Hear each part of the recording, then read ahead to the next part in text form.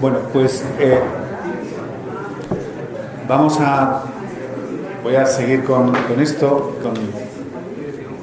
con este aspecto, y he tratado de poner de relieve un poco esta forma de transmisión de conocimiento, cómo se produce la transmisión de conocimiento que llega al Andalus a través del Dar al-Islam, es decir, los mecanismos a través de los cuales los andalusíes integran, no solamente desde el punto de vista de la religión, sino también desde el punto de vista de elementos científicos, se integran dentro de un espacio mucho más amplio, inmenso, que se extiende, pues como decíamos, ¿no? desde el Atlántico hasta los confines con la India. Y hemos visto el caso del Dioscórides, que es extraordinariamente interesante, porque podemos seguir realmente el proceso de transmisión de esta obra, que es apasionante, y como pues hay muchos otros casos, ¿no? Es decir, podríamos ver aquí el caso de las tablas astronómicas, donde tenemos ejemplos de tablas astronómicas andalusíes que después son traducidas al castellano y que después son completadas con nuevas observaciones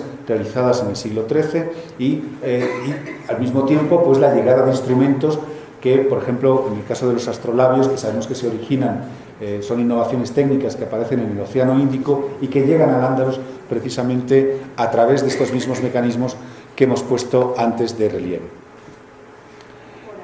Como digo, todo este aspecto de la transmisión de las ciencias es inagotable. Hay muchísimos estudios por parte de arabistas españoles, franceses, extranjeros también, británicos, etcétera, que nos han permitido conocer bastante bien cuál es el proceso de transmisión de conocimientos científicos a través del Dar al-Islam. Bueno, he hablado hasta ahora de las evidencias escritas, de los textos escritos, y bueno, les he dado un pequeño bosquejo. Hay muchos otros tipos de textos que podríamos haber visto, los textos jurídicos, que son de una riqueza realmente impresionante, los textos de teología, que son verdaderamente muy importantes, muchos de ellos, textos también, por supuesto, literarios, que son, bueno, hemos podido ver algunos, en la anterior sesión pudimos ver textos jurídicos y textos literarios, y por lo tanto no voy a insistir en ello. Es decir, todo esto nos permite ir, ¿verdad?, poniendo piezas para un conocimiento que, como he dicho antes, pues empieza a trabarse bastante bien de lo que es la sociedad andalusí. Pero luego hay una parte también, no solamente de textos escritos, sino también una parte material, ¿no? Una parte de arqueología, de elementos materiales, de elementos que han aparecido en los últimos años y que cada vez podemos reconocer mucho mejor, que cada vez podemos encontrar mucho mejor, que cada vez podemos interpretar mucho mejor.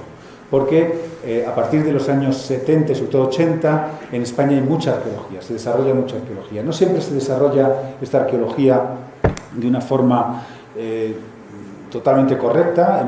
Vamos a ver ahora un caso, pero sí que hemos obtenido muchísima información. Y yo estoy plenamente convencido de que los restos materiales y los textos escritos se pueden compaginar, se pueden poner en relación unos con otros, porque si se les hacen las preguntas adecuadas nos pueden dar muchísimas respuestas, como he tratado de poner antes de relieve en el caso de los ulemas andalusíes y en el caso de la importación de bienes y de objetos procedentes de Oriente. Bien, esta arqueología que nos ha surgido en los últimos años tiene muchas procedencias. Hay un tipo de arqueología que surge cuando las ciudades españolas empiezan a expandirse. Córdoba en los últimos años, sobre todo en los años 90, 2000 y durante la época de la gran burbuja inmobiliaria, experimentó una grandísima expansión. Y cuando empiezan a excavar, de repente se encuentran cosas como esta. Esta es una fotografía que a mí personalmente me da mucha pena, porque esto está destruido hoy en día. Esto se destruyó en el curso de las construcciones que se hicieron en esta época, en los años 90, se encontraron esto, y lo que tenemos aquí exactamente es un arrabal, con toda una serie de casas en torno a patios centrales, un arrabal al occidente de Córdoba, con pozos, muchas de ellas.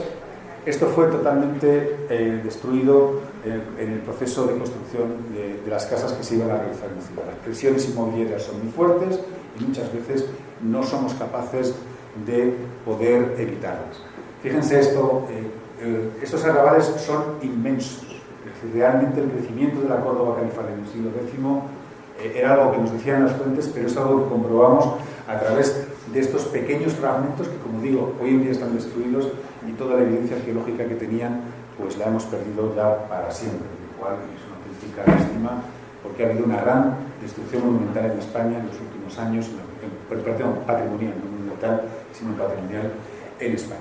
Pero esto no solamente surge en Córdoba, también esto es Zaragoza, se hacen obras para un parking y de repente aparece un arrabal de época islámica, de época andalusí, que también está, que en este caso por lo menos hubo más suerte y se pudo estudiar muy bien. ¿Qué es lo que nos dan estos arrabales? Bueno, nos dan una gran cantidad de información desde el punto de vista de las estructuras de habitación, de las casas, cada vez las conocemos mejor, pero también una gran cantidad de cerámica, una gran cantidad de objetos, etc. Les voy a ofrecer ahora un caso que hemos tenido suerte, en este caso no hemos perdido nada, al revés, tenemos una gran cantidad de información y es un caso extraordinariamente interesante porque nos permite ver algo que en muy pocos sitios se puede ver. Esta fotografía es la que les he enseñado antes, es una imagen de Google Earth actualmente. Esta es la mezquita, como pueden ver aquí la mezquita, las distintas ampliaciones que veíamos el otro día. Esta es la nave central cristiana, que está aquí. Y justo enfrente de la mezquita estaba, inicialmente, lo que hoy en día es el Palacio Episcopal, estaba el Alcázar de los Omeyas. Es un complejo bastante grande, que es ahí donde viven los emires y califas omeyas hasta que deciden trasladarse a Medina Zara, que es el lugar que vimos. Y como ven, este es el puente romano del que antes hablábamos, que es reconstruido por Al-Hakam II. Cuando llegan los árabes en el año 711, este puente se encuentra destruido. Posiblemente por falta de uso, posiblemente porque este es el río Guadalquivir, que tiene fuertes crecidas en esta zona. Cuando se desborda, inunda todo esto, y es posible que alguna de estas crecidas haya destruido el puente romano por falta de mantenimiento de este. Y lo primero que hacen los conquistadores árabes, nada más llegar, es reparar este puente. Y al reparar este puente consiguen algo importante, y es que la ciudad, digamos, pueda extenderse en esta dirección. Muy bien. Y aquí, en esta zona, tenemos aquí exactamente, en esa zona, hasta ese momento no hay nada. No hay nada. No había habido ocupación romana, ni visigoda, no tenemos absolutamente nada. Sin embargo, sabemos que a partir de la conquista del año 711 se empieza a desarrollar aquí un arrabal justo en esta zona. Este arrabal se llama el arrabal de Secunda. ¿De acuerdo? Entonces aquí empiezan a aparecer una serie de un arrabal creado ex novo, creado donde no había nada, a partir del año 711. Muy bien. Este arrabal está compuesto fundamentalmente por artesanos, comerciantes, gente que digamos que se asienta aquí ahora por primera vez. Posiblemente estos artesanos y comerciantes viven del comercio posiblemente con la población del Alcázar y con la población que se ha establecido en el resto de la ciudad de Córdoba. En el año 817, es decir, prácticamente 100 años después de la conquista, el emir de Córdoba, Al-Hakam I, el emir de Omeya, decreta una subida de impuestos bastante fuerte, que provoca una fuerte reacción por parte de esta población. La población reacciona de una manera muy violenta contra esta decisión de elevar impuestos por parte del emir y comienza una sublevación curiosamente atizada por los ulemas musulmanes, que consideran que esta subida de impuestos es ilegal. Los ánimos se calientan mucho y es la población del arrabal de Secunda, que además reprocha al emir su falta de religiosidad. Esta población se levanta contra el emir, se rebela contra el emir y hace una cosa que es muy interesante. Cruza este puente, cruza y pone cerco al Alcázar del emir de Córdoba. Y pone cerco al Alcázar con el objetivo de entrar en él y de destituir al emir. Es un momento de un gran peligro, el emir está totalmente rodeado. Hay una célebre anécdota que dice, que señala que... una célebre anécdota que señala que el emir muestra una gran presencia de ánimo y pide que le perfumen la cabeza, y sus servidores le dicen, pero ¿por qué quieres que te perfumemos la cabeza? Y él dice, quiero que me perfuméis la cabeza para que cuando me la corten las turbas puedan reconocer la cabeza de Omeya. Bueno, es decir, realmente la situación es bastante desesperada y de repente uno de sus militares concibe un magnífico plan. Dice, bueno, estamos rodeados, no podemos salir de aquí, la situación es insostenible, pero tenemos la caballería con nosotros, la caballería está con nosotros. Podemos intentar hacer una salida, salir por aquí, dar la vuelta dar la vuelta a toda la ciudad, aprovechar un vado del río que hay en esta zona y entrar por la retaguardia contra el arrabal de Secunda. Esto es lo que hace, sale la caballería, consigue atravesar el río, entra en el arrabal de Secunda, comienza a destruir el arrabal de Secunda. Cuando los amotinados se dan cuenta de que sus casas están ardiendo, de que está produciéndose la destrucción de su barrio, se vuelve en tropel. El resto del ejército que está en el Alcázar sale en tromba y cogen a los rebeldes en el río, les cogen a los rebeldes entre dos frentes, entre dos fuegos, y finalmente acaban siendo derrotados. La represión que sigue es brutal, y el emir, que ha visto que ha estado a punto prácticamente de morir en esta rebelión, decreta que este arrabal sea completamente destruido, y no solamente que sea completamente destruido, sino que además ordena que no se vuelva a construir jamás nada en este lugar. Jamás, que no se vuelva jamás a construir absolutamente nada. Bueno, esto, aparte de evidentemente también ejecutar a los principales cabecillas, esto se realiza y la población es dispersada. En fin, es verdaderamente tremendo la represión que se realiza a continuación, y esto es lo que nos cuentan las fuentes escritas. Ibn Hayyan, que veíamos antes, nos lo cuenta con un gran lujo de detalles. Y afortunadamente esto hoy en día lo hemos podido excavar. Es decir, podemos ver un arrabal islámico que crece entre 711 y el 817. Y esto es lo que vemos. Ya sé que, este es el tipo de moneda que aparece en este arrabal, son de los restos, pero esto es lo que vemos.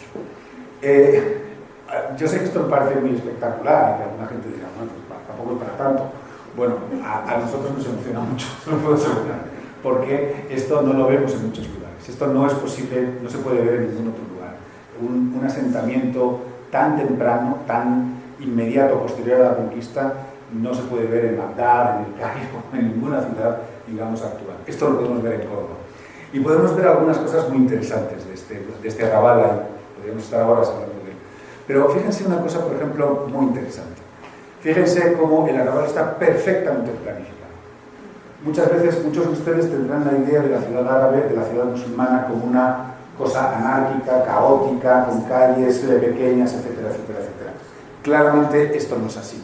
La ciudad islámica son ciudades muy bien planificadas, rectilíneas, perfectamente ortogonales, con sus cuadras, como dicen ustedes, incluso hay una plaza en esta zona de aquí, es decir, perfectamente delimitadas. Esto es importantísimo. Estas casas, además, son muy interesantes porque están hechas con cantos rodados, tomados del Guadalquivir, es decir, son construcciones realizadas con materiales locales. Y tienen ustedes que imaginarse que estos son los cimientos y sobre eso se levantaría precisamente lo que hablábamos antes, posiblemente muros de barro, de adobe, que fueron completamente destruidos en el curso de la represión del emir al-Hakam II. Secunda, como digo, va a ser una de las excavaciones importantísimas en los próximos años, porque ya les digo que todos nuestros colegas que trabajan en el Próximo Oriente, etcétera, pues les emociona ver esto, ¿no? Porque, como digo, fíjense ustedes cómo podemos ver un urbanismo islámico perfectamente definido en un momento tan temprano. ¿Por qué toman después las casas, por qué toman después las ciudades musulmanas este carácter, digamos, laberíntico que toma hoy en día? Por un desarrollo de las mismas. Es decir, esto lo hemos podido también concretar en muchos casos, y es que en el derecho musulmán existe lo que se llama el derecho de uso. Es decir, si uno empieza a poner, por ejemplo, unas tinajas aquí, poco a poco puede empezar a invadir la calzada. Y esto está reconocido por el derecho islámico, que se puede invadir. Digamos, si usted está utilizando una determinada zona adyacente a su propiedad, usted finalmente la puede incorporar a su propiedad. Este derecho de uso es lo que va configurando una evolución de las ciudades musulmanas que va efectivamente cambiando la planta esta ortogonal inicial que tiene por una planta mucho más irregular. Pero esto es un proceso histórico, no es algo que venga por ningún carácter caótico ni nada por el estilo inicial, sino que es un proceso histórico que podemos analizar muy bien. Y tenemos la suerte de ver los utensilios que utilizaba la gente en ese momento, la cerámica que se utiliza. Y esto es muy interesante porque esta es cerámica del siglo VIII, cerámica que podemos datar muy bien. ¿Y qué es lo que tiene interesante esto? Pues que muchas de estas formas existen ya en época anterior, en época visigoda, y lo que podemos ver es cómo como lo que están haciendo lo que se está haciendo en el primer momento de la conquista es utilizar precisamente el material que ya venía siendo utilizado, pero empiezan a introducir cosas nuevas, como por ejemplo esto, ¿no? Esto hasta ese momento no se conocía en el registro arqueológico y ahora podemos ver que son nuevas formas que van entrando.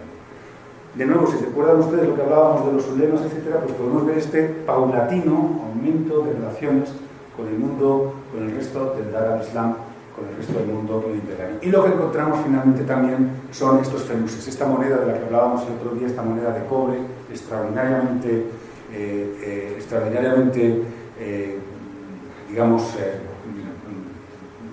muy simple, muy sencilla, pero extraordinariamente importante porque es la que permite las transacciones con la población indígena. Es decir, esto es lo que permite. Usted no puede hacer una transacción llevando un dirham, es demasiado dinero, es un valor demasiado alto, pero con el cobre se pueden hacer las transacciones, digamos, del día a día. ¿Esto qué es lo que nos está diciendo? Que la aparición o la llegada de los árabes en el año 711 genera un crecimiento urbano muy importante. Las ciudades visigodas que hasta ese momento estaban en crisis comienzan a conocer una expansión urbana bastante considerable y muy importante, precisamente a través de la creación de estos arrabales, como por ejemplo el de Secunda y otros que podemos ver en otras ciudades, arrabales ya de época posterior, pero donde siempre acabamos de ver siempre el mismo modelo, ¿no? La arqueología demuestra esta expansión urbana que se está produciendo en Al-Ándalus en muy distintos lugares. ¿De acuerdo? Vemos expansión urbana desde el momento prácticamente posterior a la conquista. Secunda es un caso evidente, es decir, ahí no hay nada y de repente tenemos una expansión urbana considerable, de comerciantes, de artesanos, etc. Pero esto es algo que lo demuestra la arqueología, pero también lo demuestra el registro numismático. Hemos visto monedas, la verdad es que no traigo ninguna, bueno, las hemos visto estos días. En los últimos años llevamos bastante tiempo encontrando un gran número de tesoros andalusíes con un número de monedas realmente excepcional. La moneda andalusí por antonomasia es el dirham de plata. En Al-Ándalus se acuña muy poco oro, por las razones que esta mañana hablábamos en Rosario, es decir, las primeras monedas de oro que acuñan los musulmanes proceden posiblemente del botín de las iglesias cristianas, en un primer momento, y a partir del año 740-742 la acuñación de oro termina y no se vuelve a acuñar oro hasta el año 929. Y cuando se empieza a acuñar oro es porque están abriéndose las rutas africanas que permiten incorporar oro desde el interior de África hasta el Andalus. Lo importante, sin embargo, es que los tesoros andalusíes que estamos encontrando son algunos de ellos masivos, realmente masivos. El tesoro de Aza del Carmen, por ejemplo, se realiza cuando se están haciendo unas obras en una casa en Córdoba, en el centro de Córdoba. Está la máquina excavadora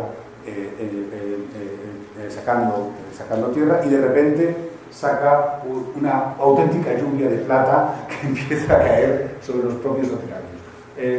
De todo este tesoro son 22 kilos de plata, con un total de unos 80.000 dirhems y fragmentos de dirhems. Es decir, estamos hablando de unas cantidades de emisión muy grandes, de millones de dirhems cada año. Es decir, y esto, de nuevo, nos lo vuelve a estar todo en relación, ¿no? Si se dan cuenta ustedes, la enorme cantidad de la expansión urbana y esta gran cantidad de tesoros que tenemos. El tesoro de Fontanar tiene 3.600 dirhams, electromecánicas 1.000, etc. Es decir, grandes cantidades. Y cuando uno habla con coleccionistas de numismática, le dicen, pero tú no conoces nada, esto es la punta del iceberg. Y entonces uno quiere dedicarse a otra cosa realmente, porque dice, bueno, yo no entiendo nada. Es decir, estamos hablando de unas cantidades de emisión muy altas a lo largo de este periodo, de una gran expansión que, de nuevo, coincide con todo lo que hemos visto anteriormente, que nos dicen los textos escritos, etc. Esta es una imagen del tesoro de Aza del Carmen, con cómo aparece, son estas monedas. Esto es interesante por dos razones. Primero, porque, como pueden ustedes imaginarse, catalogar 8.000 monedas y limpiarlas, primero hay que limpiarlas, luego hay que catalogarlas, es una labor muy grande.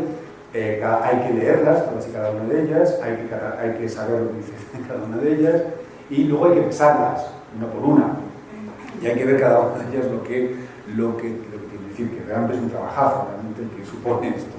Pero hay esta cosa que son estos dirhams, estos fragmentos. Y esto es muy interesante. Estos son monedas completas de plata, pero estos son fragmentos. Y esto aparece mucho, tenemos muchos fragmentos, aparecen muchos fragmentos. Es una pena que no puedo enseñarles pero una moneda árabe de un dirham de estos es muy finito, es una lámina de plata muy fina. Y estos fragmentos son muy escasitos, son muy pequeños. ¿Por qué se fragmentan los dirhams? ¿Por qué se fragmentan? ¿Por qué los recortaron? ¿Por qué están recortados? Vemos que muchas veces siguen un cierto patrón, no está del todo claro, pero siguen un cierto patrón. ¿Por qué se fragmentan? Por una razón. Porque estas monedas tienen un valor, digamos, demasiado alto, o bastante alto. La manera de hacer cambio, de tener cambio, es recortándolas. Es decir, es como si ustedes toman un billete de 50.000 pesos y le recortan la parte de arriba, y eso sirve como forma de intercambio. Es decir, ¿por qué están haciendo esto? Porque los emires omeyas dejan de acuñar moneda de cobre, ya no quieren, no les interesa. Lo único que les interesa es moneda de plata para pagar a los poetas, para pagar las obras que hacen, para pagar este tipo de cosas. Quieren moneda de plata. Y evidentemente los súbditos reciben esta moneda de plata, pero evidentemente para las transacciones del día a día, para comprar pan, para comprar estas cosas, hay que tratar, es demasiado alta, no sirve para nada. Una moneda de plata es muchísimo, por lo tanto hay que fragmentar. Si se está fragmentando una moneda, ¿qué es lo que quiere decir? Que los intercambios están aumentando, es decir, que hay un gran aumento de intercambios, que la gente el comercio está funcionando, que está habiendo una gran cantidad de movimiento por parte de los distintos sectores urbanos. Y de nuevo, todo esto vuelve a concordar con toda la evidencia que veíamos en las fuentes escritas, ¿verdad? Todo va en la misma dirección. Por eso, esto nos permite, hacer esta interpretación nos permite constatar el gran crecimiento económico que se produce en Al-Ándalus entre los siglos 8 y 11, que es realmente extraordinariamente notable. Esta es una de las monedas, procede de la colección Tonegawa, es un dirham de plata, como pueden ver, pues con una factura excelente, 2,70 gramos, y esta es una de oro, que es también de la colección Tonegawa, 3,41 gramos, no 2,40,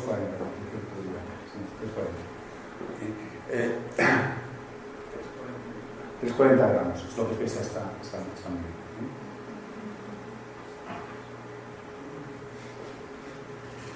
Muy bien. Doctor, una pregunta, discúlpeme. ¿Qué criterio tenían ellos para la emisión y acuñar esas monedas? Esa es una pregunta muy importante. ¿Hasta dónde acuñaban? ¿Hasta dónde? ¿Hasta dónde sí, cuánto acuñaban? ¿Cuáles son las necesidades que tenían ellos? Bueno, vamos a ver. Esto es una pregunta extraordinariamente interesante. Los gobernantes omeyas acuñan para pagar a la gente que tiene la deuda. Es decir, la administración omeya es extraordinariamente amplia y la gente tiene que ser pagada. ¿Quiénes tienen que ser pagados? En primer lugar, el ejército. Hay que pagar al ejército. Cuando se hacen expediciones, el ejército exige pagos en mecánico. Se paga con dirhams. Hay que pagar a los miembros de la administración, a los secretarios, a los cargos de la administración, etc. En Al-Ándalus, contrariamente a lo que ocurre en otras zonas de la Europa medieval, no se paga a la gente con tierras, no se les da territorios. Bueno, le encomiendo este territorio. No, en Al-Ándalus se paga, generalmente se paga con moneda. Hay que pagar también a los poetas, que tienen dinero, a los traductores, esos que veíamos, que hay que pagarles, hay que tenerles en nómina, esa gente hay que pagarles. Y también hay que comprar esclavos, por ejemplo, o comprar esclavos, por ejemplo. Y esto se paga. Un buen esclavo puede ser 300 dinarios. Es decir, son pagos que se están haciendo de forma continua. Entonces, ¿de dónde procede el dinero?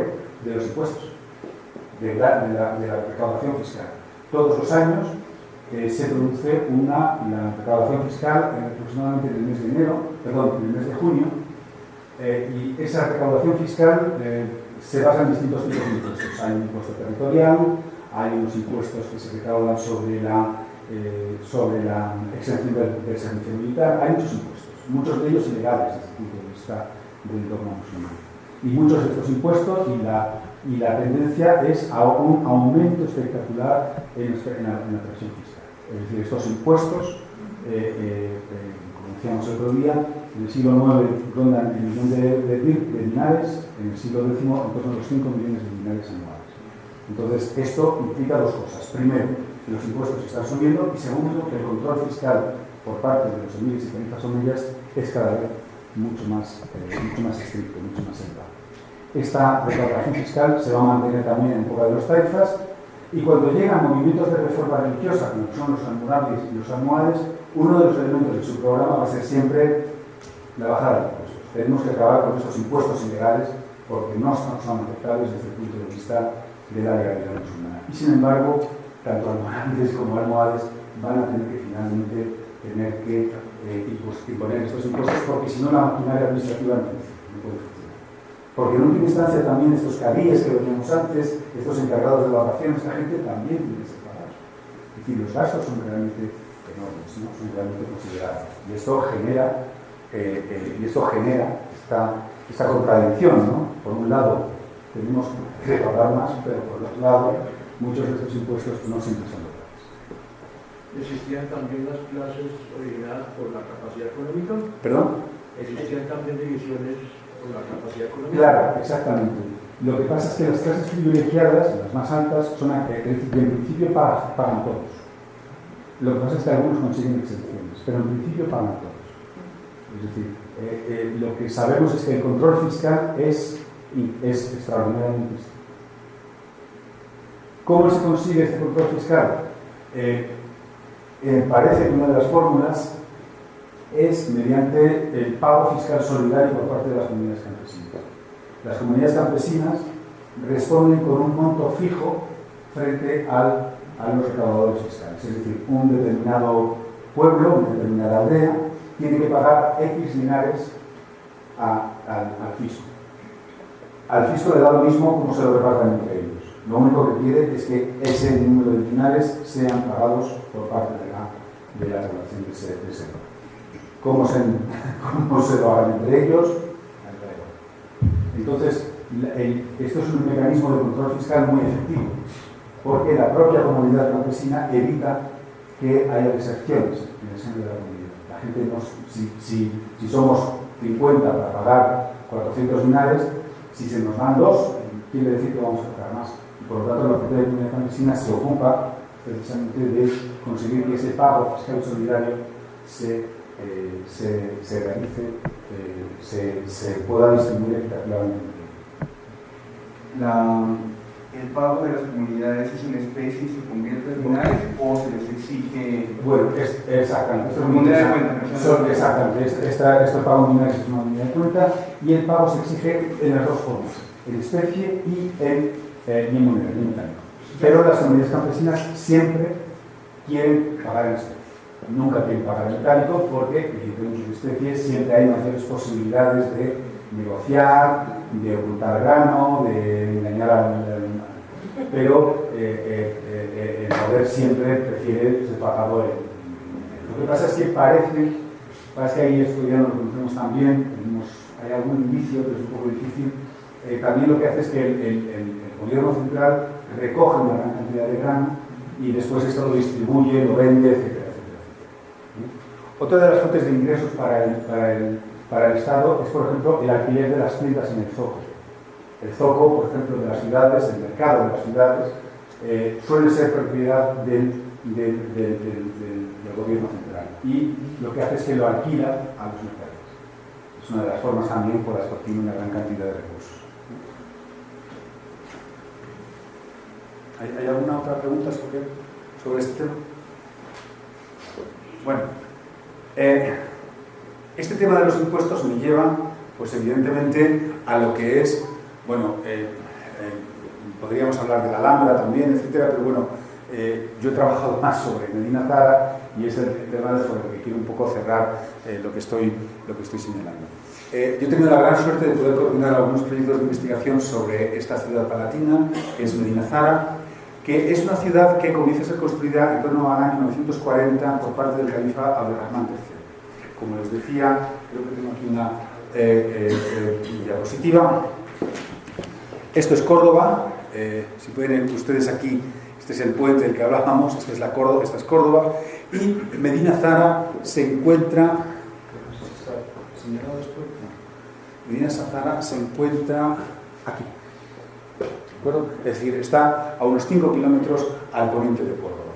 La ciudad se encuentra además en un sitio privilegiado. Es un lugar escogido de una forma muy tremendamente cuidadosa.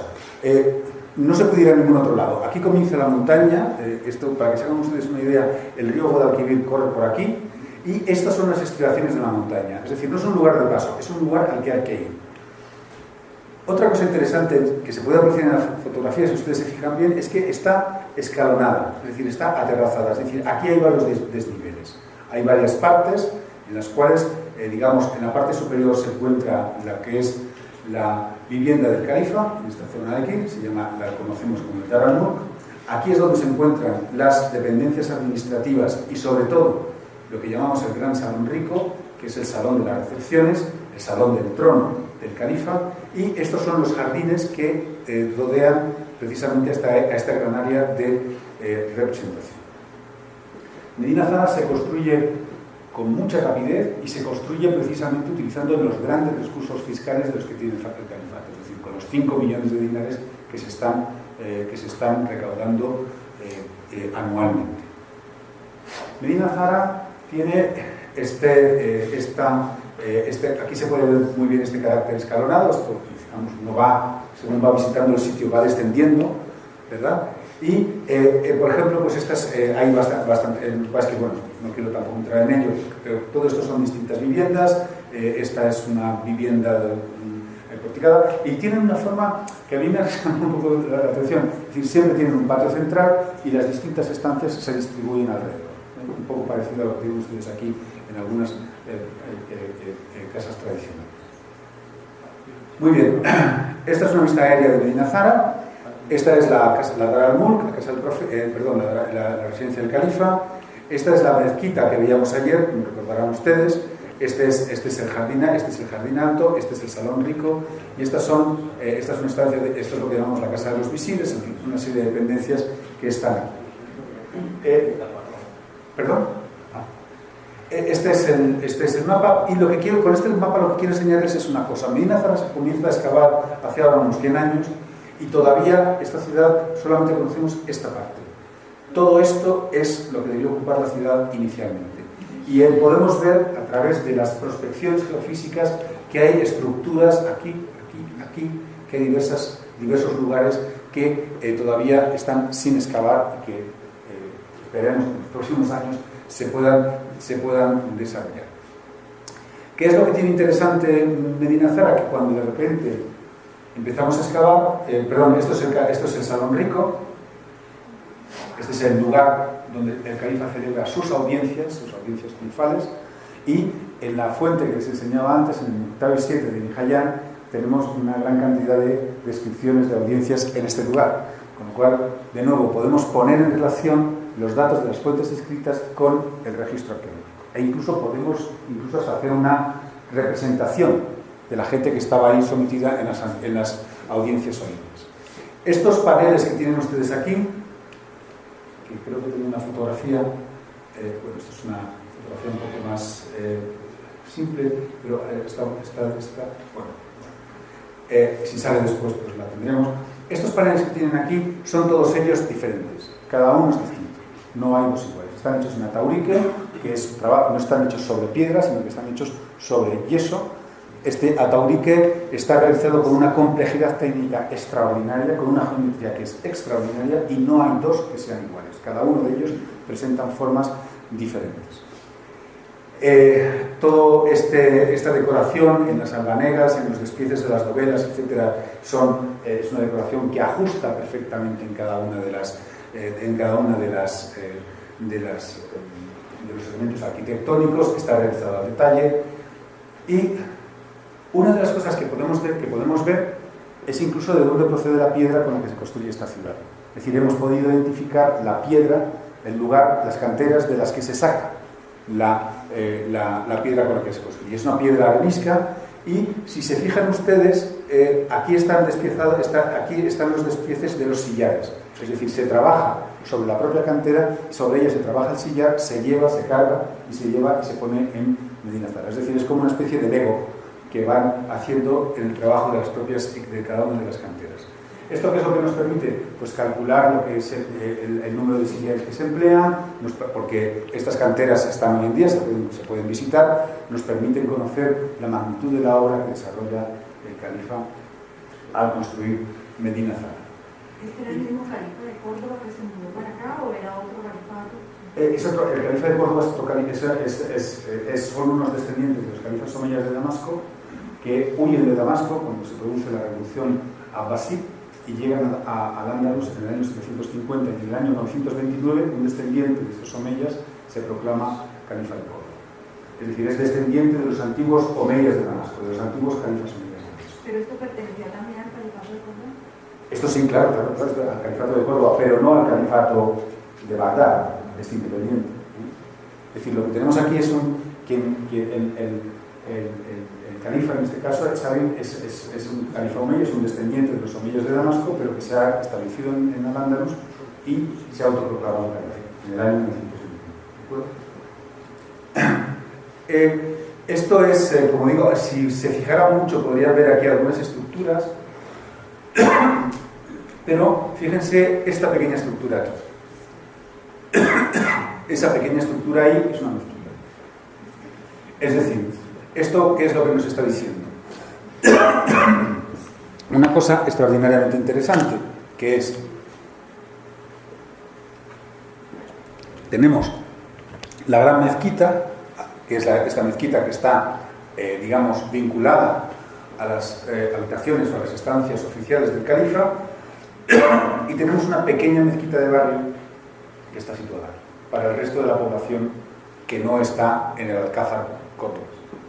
Es decir, claramente tenemos una ciudad donde la población que vive en esta zona, les puedo asegurar que desde aquí hasta aquí, que un día de verano en Córdoba es una cosa bastante durilla, porque además está en costa, y en cambio tienen aquí una pequeña mezquita que es la que pueden ver aquí. ¿Vale?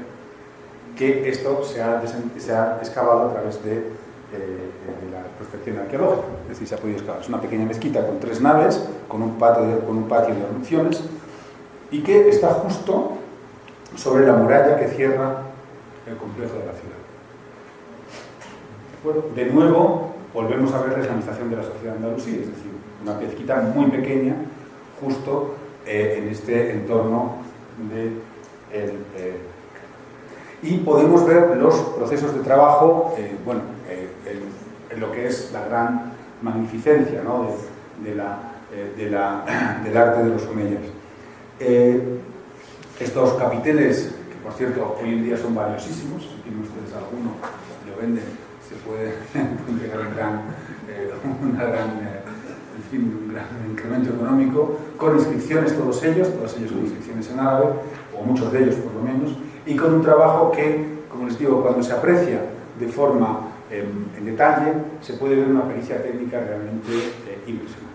¿Qué es lo interesante de esto? Que podemos saber incluso de dónde procede el material. Esto es mármol que procede de unas canteras en Extremoz, en Portugal. Es decir, podemos identificar hoy en día que este mármol se trae de forma prioritaria, de forma exclusiva, es decir, adrede, para la realización de la ciudad palatina de Medina Zara. Sí. Este es uno de los paneles del Salón Rico a los que antes me refería. Pueden ver ustedes cómo está perfectamente, es decir, la labor, la complejidad del diseño decorativo es realmente enorme, es decir, es verdaderamente asombrosa. Y la casi perfecta simetría que existe entre ambos lados del tronco central es verdaderamente muy notable. Bueno, esta es otra de las piezas, es una pieza, de nuevo, con un trabajo, esto es mármol, y el trabajo que se realiza es, de nuevo, bueno, es impresionante realmente. Cuando uno ve esta pieza y la toca, el munido, etcétera, es algo, verdaderamente espectacular. Y tenemos también una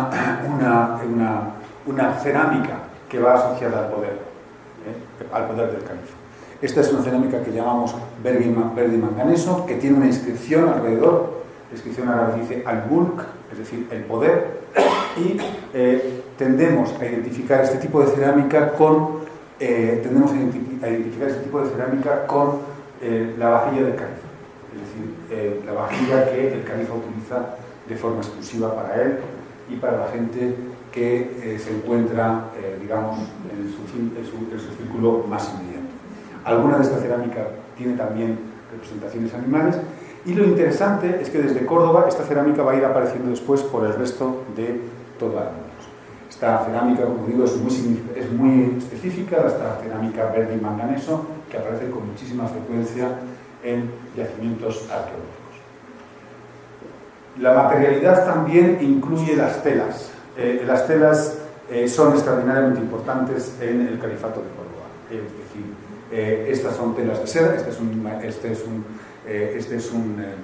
una tela con inscripción de tela, pertenece al califa Hisham II, que aparece mencionado en la inscripción. Sabemos que la producción de seda en Al-Ándalus, de nuevo, es algo que no existe previamente, no tenemos ninguna evidencia de producción de seda antes de la llegada de los árabes, y a partir del siglo VIII, sobre todo del siglo IX, empezamos a tener una gran cantidad de menciones a la producción de seda. Desgraciadamente la seda, las telas no se conservan demasiado bien y no nos han llegado demasiados textiles, pero aún así sí que han llegado un número suficientemente importante, no solamente de la época califal, sino de épocas posteriores, y esto es importante por una razón, el enorme valor que tienen estas piezas. Estas sedas se fabrican en los talleres califales, es decir, es una marca del califa y tiene tanto valor, o incluso a veces más, que la propia moneda. Es decir, muchos de estos textiles son entregados por los califas o son entregados por los gobernantes como regalo, como forma de intercambio para establecer vínculos diplomáticos con otros gobernantes, y se les confiere un enorme valor. Y generalmente suelen llevar inscripciones que hacen que quien utilice esta seda, quien utilice estos tejidos, estos textiles, pueda ser reconocido como una persona que goza del favor del califa o goza del favor del comerciante. Muy interesante es el hecho también, y especialmente notable, el hecho de que muchas veces estos textiles aparecen en territorios cristianos, lo cual nos da una evidencia de que estos textiles se están exportando también hacia el norte. A veces los cristianos, y a veces los cristianos los utilizan por ejemplo, en contextos, por ejemplo, religiosos, en iglesias, por ejemplo. Aparecen muchos de estos textiles en los tesoros de las iglesias. E incluso En algunas tumbas, por ejemplo, de los panteones reales, tenemos también textiles andalusíes que proceden precisamente, probablemente, de intercambio. ¿Y si lo fabricaban en Andaluz? Sí. Es decir, el cultivo de la seda, el cultivo de las moreras, los gusanos de seda, todo el proceso se realiza en Al-Ándalus. En ciudades como, por ejemplo, en Almería, es un centro importante de producción de seda. La zona de las Alpujarras, en el sur de Al-Ándalus, es una zona donde se realizan estas sedas. Y, como digo, esto se centraliza en los talleres califanes, lo que se llama el Dar al-Gilaz, donde estas piezas se realizan y donde el califa inscribe su nombre y después intercambia con ellos regalos, etcétera, y permite que la gente sea reconocida como receptora del favor del califa. Es decir, es una muestra del poder, va muy unida también al poder, ¿no? Bueno, esta no es ninguna foto, pero también quería poner de esto. La verdad es que podría haber traído una inscripción un poco mejor, porque otra de las fuentes de información muy grandes son las inscripciones árabes. Tenemos un número no demasiado grande, nos gustaría tener un número mayor, pero un número, bueno, relativamente abundante, bueno, no relativamente abundante, un cierto número de inscripciones árabes. Aparecen en muchos sitios, en muchos lugares, a veces se encuentran en la arqueología, a veces están empotradas en los muros de iglesias actuales, tenemos a veces una inscripción árabe, a veces han llegado, se encuentran en colecciones privadas y, bueno, son fuentes de información muy grandes y muchas de ellas proceden también de cementerios. Y son fuentes de información muy interesantes porque a veces nos dan unos formularios, nos dan una serie casi siempre suelen estar bien datadas y nos dan una gran cantidad de informaciones sobre la evolución del propio árabe en la península ibérica, etc. Aquí tienen esta es la pila de Almanzor y, como pueden ver, tiene aquí una inscripción árabe en todo esto. Es curioso que el Califato Omeya de Córdoba, por ejemplo, desarrolla cierta figuración, como pueden ver ustedes. Es una cosa bastante llamativa, muy específica del Califato de Córdoba. No existe antes y después va a existir mucho menos. Y tenemos también, finalmente, con esto voy a terminar, porque me gustaría que hiciéramos una pequeña recapitulación final.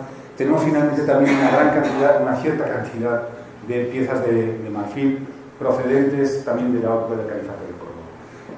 Este es el Pixis del Museo Arqueológico Nacional de Madrid, procede de Zamora originalmente porque estaba custodiado allí, pero procede evidentemente de Medina Zara y tiene una inscripción que claramente lo vincula a los talleres califales.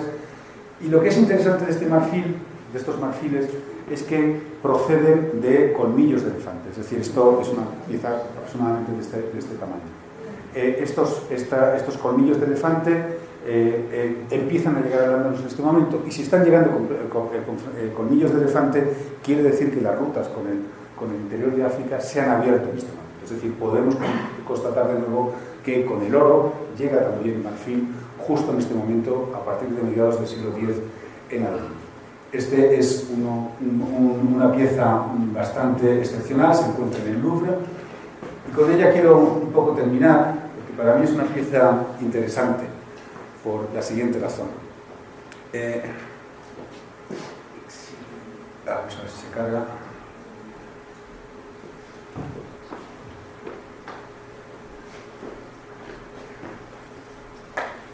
Perdón.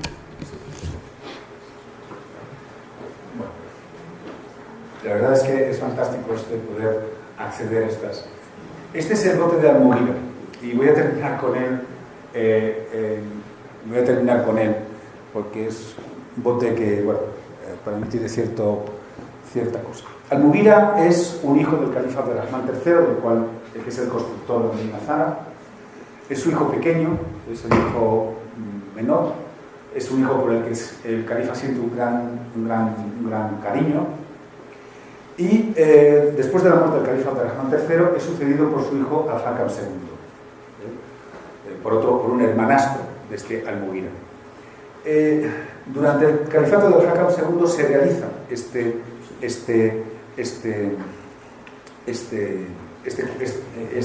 bote de marfil. tiene una decoración con la descripción nos lo dice: este es un regalo para Al-Mughira, el hermano del califa, etcétera, etcétera, etcétera. Y como pueden ver ustedes, tiene una decoración realmente fantástica, es decir, como les digo, esto es una pieza así de pequeña y el detalle de la decoración, es una pena que el Louvre no ponga, no sé si se puede ampliar, no sé si, no, perdón. El detalle de la decoración es realmente impresionante. Tiene escenas, por ejemplo, esta es una escena de cantores, por ejemplo, una de la pieza, la figura central está tocando el laúd.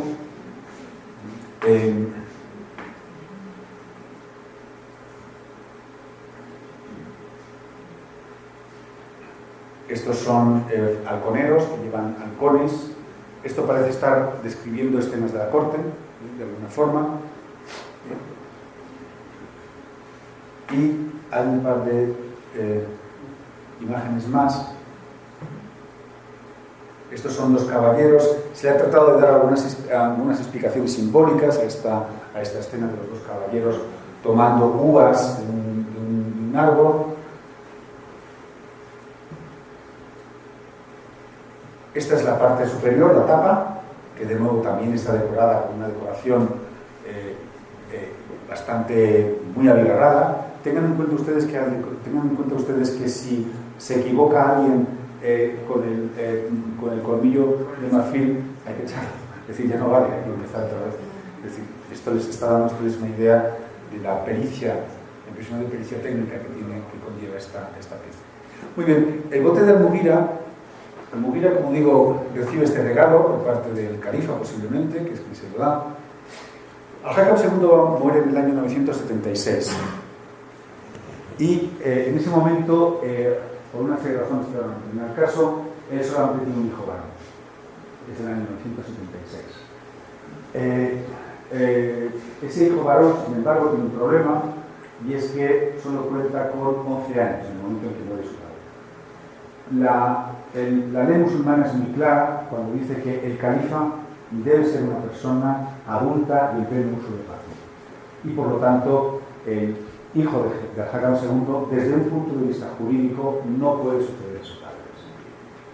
Sin embargo, una conspiración en el palacio de Medina Zahara permite finalmente que Hisham II, pese a que no cuenta con la edad necesaria, no cuenta con la edad, sea proclamado califa, incluso con el beneplácito del Cadí de Córdoba, del juez de Córdoba y de los principales miembros del establishment del califa. Sin embargo, los conspiradores piensan que Al-Mughira, el tío de este niño que acaba de ser proclamado al califato, podría tener algún tipo de pretensión de dar un golpe de Estado. Y los conspiradores señalan que Al-Mughira debe morir, el califa acaba de morir, se va a proclamar al niño, y los conspiradores piensan que hay que acabar con la vida de este Al-Mughira para evitar cualquier tipo de problema y cualquier tipo de obstáculo para la proclamación, que es ilegal desde el punto de vista del derecho islámico. Mandan entonces una caballería a la casa de este pobre Al-Mughira, y yo siempre he pensado que este bote estaría allí en ese momento, ¿no? Cuando este hombre llega, cuando de repente llegan los caballeros, los miembros del ejército con la orden de ejecutar. Cuando llegan los miembros del ejército, Al-Mughira sabe perfectamente lo que puede ocurrir, habla con ellos y les dice: mira, yo no voy a pedir el califato, yo no voy a hacer nada, yo estoy muy tranquilo, vivo en mi casa tranquilamente, no tengo ningún inconveniente que se proclame a Hisham II. Y el que comanda las tropas se siente un tanto fuerte, piensa que es posible que haya merced para el pobre príncipe, y manda un mensajero para preguntar a los conspiradores si realmente hay que hacer esta ejecución, que es una cosa que realmente es extraordinariamente dura.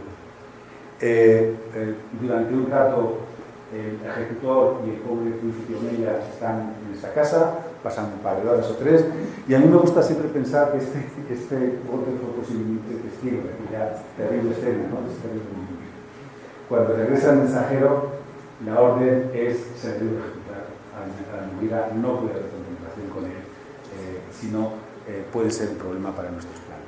Finalmente Almugira es ejecutado y este es el comienzo de un periodo inicialmente muy extraordinariamente victorioso, en el que Al-Ándalus parece recobrar el ímpetu militar, en el que parece recobrar la primacía frente a los cristianos, pero que desemboca 30 años más tarde, mejor dicho 40 años más tarde, en una revolución interna en Córdoba por parte de la gente de Córdoba, harta de la explotación fiscal, harta de los abusos del poder, y finalmente esto trae consigo el final del Califato Omeya.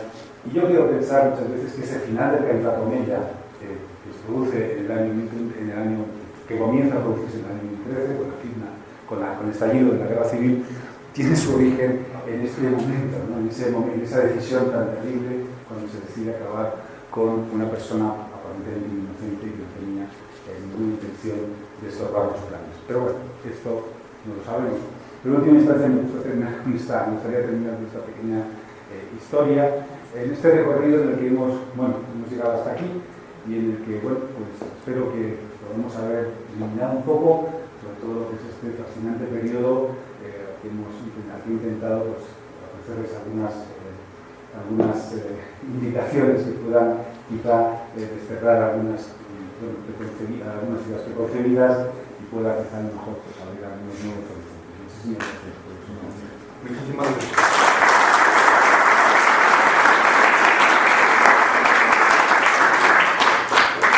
Bueno, tenemos una